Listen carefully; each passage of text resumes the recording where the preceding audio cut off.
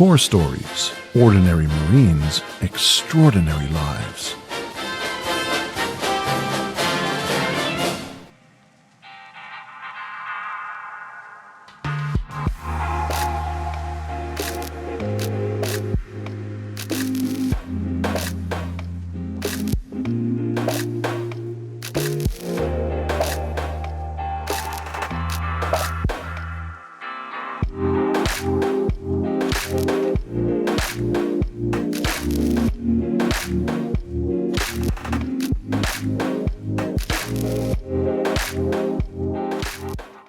So before the Marine Corps, I joined a little bit late. I was 23 years old. Did a few odd jobs here and there. Went to some college, as we had spoken about, and I was actually attending a Christian Bible college at the time.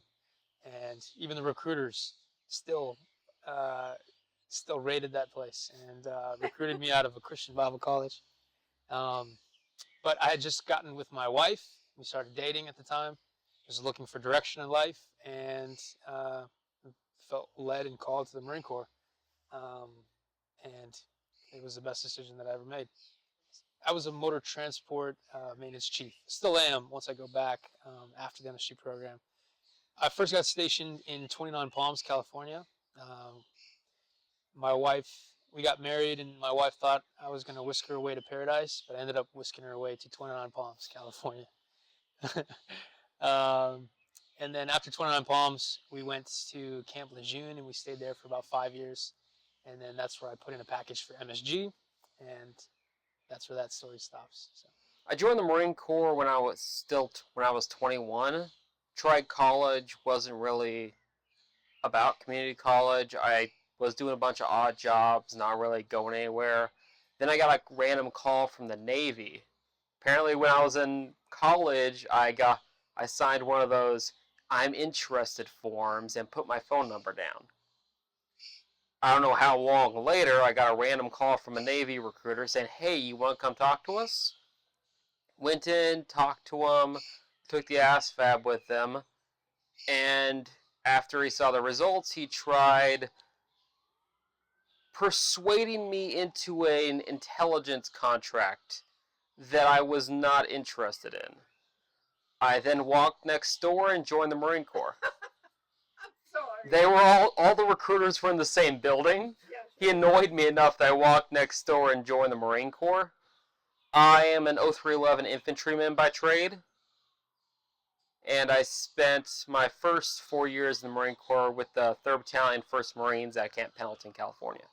And then I joined the Marine Corps, I was about early 20s, so I spent a little bit of time right beforehand working just locally in town, and then I wanted to do something different. I worked at a farm store, like a tractor supply. Didn't want to stay there anymore. I wanted to go law enforcement. I always have. My father was in the Navy, and so then I kind of always was like, I want to go law enforcement, maybe military. So that's when I decided to talk to the recruiters.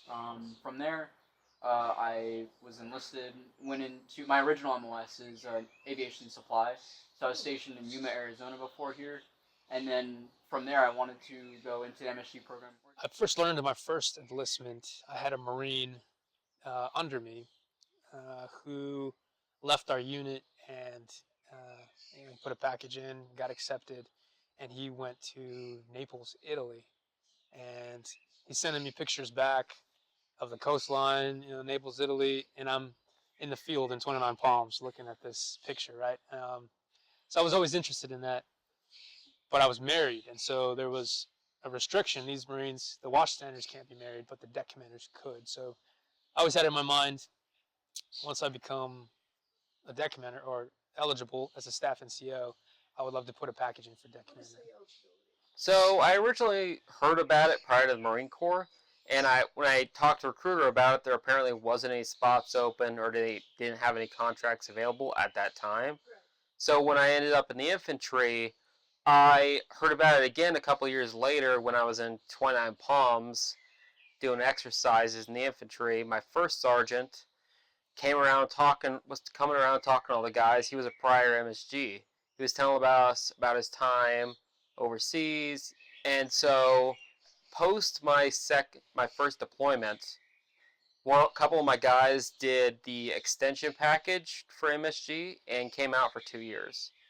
One of them failed the schoolhouse and came back, but the other one was still out there at the time. And when I came around for my first contract was coming up, I didn't really have any plans outside of the Marine Corps, so I put in a package for MSG and got accepted. So I heard about it beforehand, but I didn't know what it was called. I think there was a couple of movies where MSGs were like kind of showcased in it, and I've seen it. I knew it existed, but I didn't know what it was officially called. And that was before I joined the Marine Corps. And once I joined the Marine Corps, I was stationed over in Arizona, and at that time, I had a staff sergeant, a captain, and I think there was a sergeant that was putting in his package for MSG. So I had some senior like enlisted and officers that were already prior or about to be that I was able to talk to and kind of pick their brain, and that kind of already aligned with what I wanted to do, working with law enforcement. So it kind of gets into the State Department side or other agencies, and so that already piqued my interest. I knew about it, and then it kind of just confirmed my suspicion, and I've just put in my package, and that was that. I got to my first post in September of 2023. It was in Yaoundé, Cameroon. And that was a shock to my wife, knowing that we were going to Africa first. But I would not take it back for the world. It was a pretty close debt. It was a high threat post.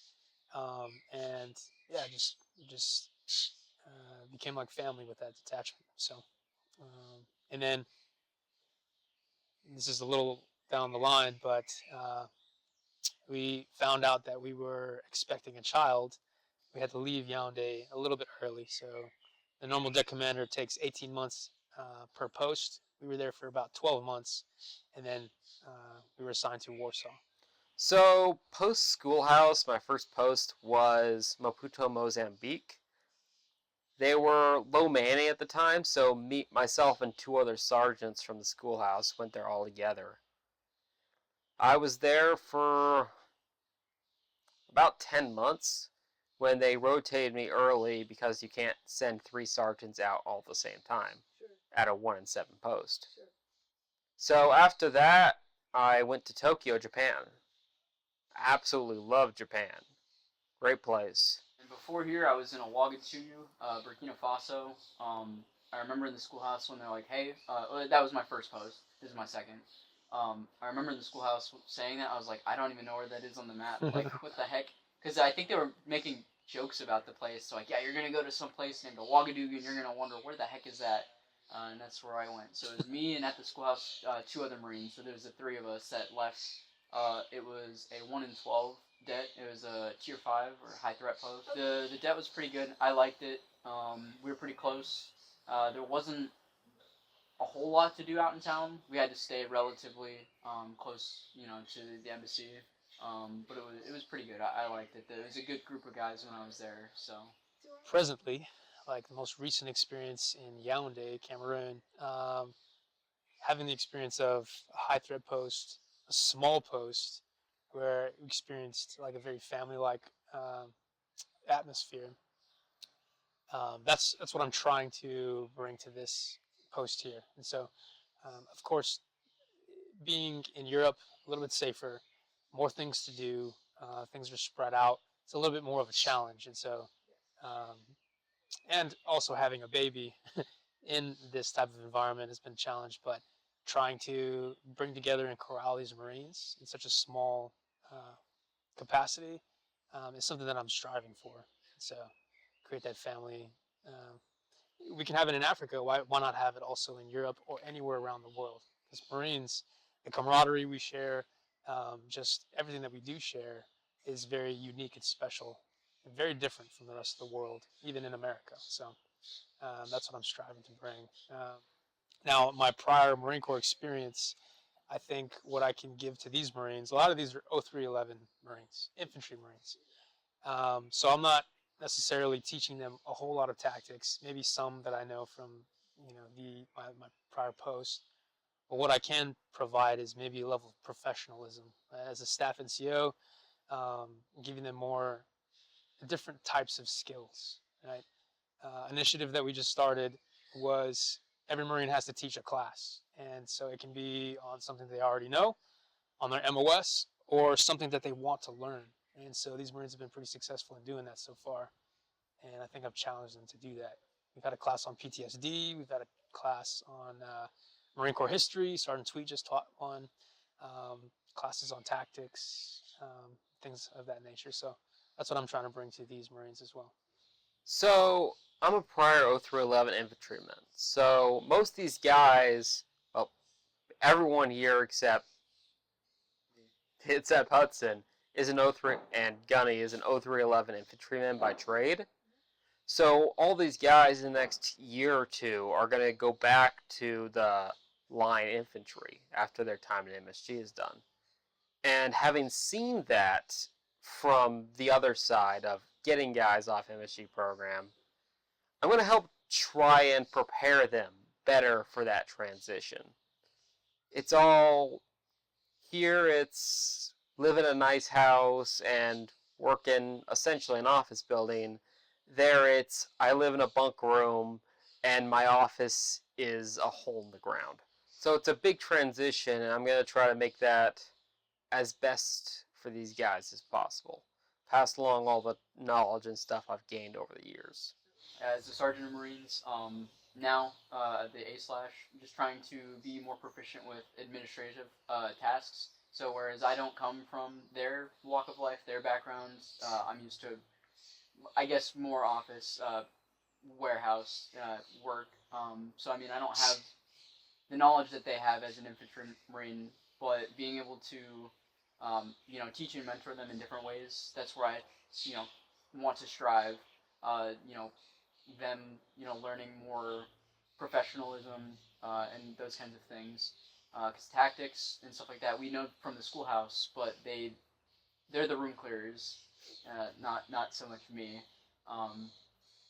But where I want to, teach and mentor them is in more that type of aspect, professionalism and administrative tasks. That's my role. Well, what will I take away? I'll take a Polish baby away right now.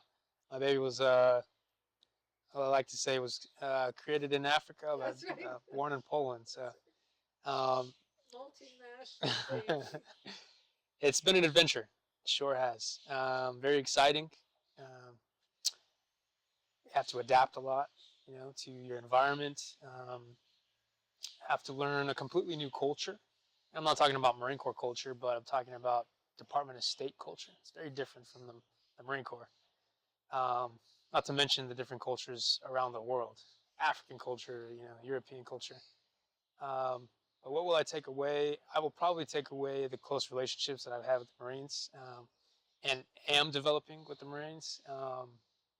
And the fact that we can still have a cohesive / productive and efficient unit with just 8 men and women, that's a pretty huge thing.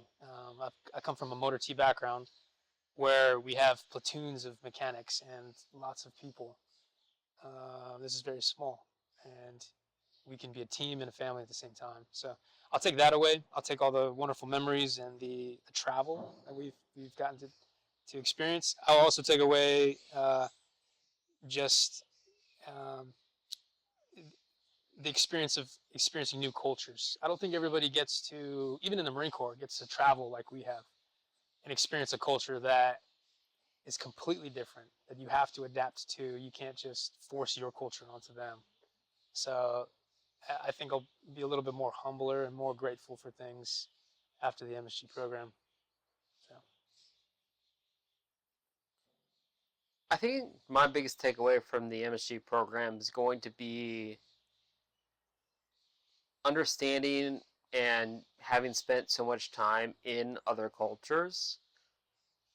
I got to see sub-Saharan Africa, I got to see Japan, and I'm seeing right now Eastern Europe. So I got the whole around the world tour, and I already have a great respect for other cultures, and I think this is going to be a great addition to that. Key takeaways. Before I was in Africa, so I was, completely different. It was almost like culture shock going from never really traveling before, was in Yuma, Arizona, then to, Western Africa, and now in Europe. I think that's the history and, just the different walks of life, seeing that. It's a different level of appreciation, as well as being able to see Marines that I never really would be able to in the fleet. Fleet by as in like where I worked before, we were an air base, so we didn't have infantry Marines, but being able to work as like a small unit leader within these guys' occupation, just working with them is pretty interesting. So I just want to be able to be a positive influence on them before they get to the fleet, so that way they can be better leaders and better prepared once they get there. Corps Stories, Ordinary Marines, Extraordinary Lives.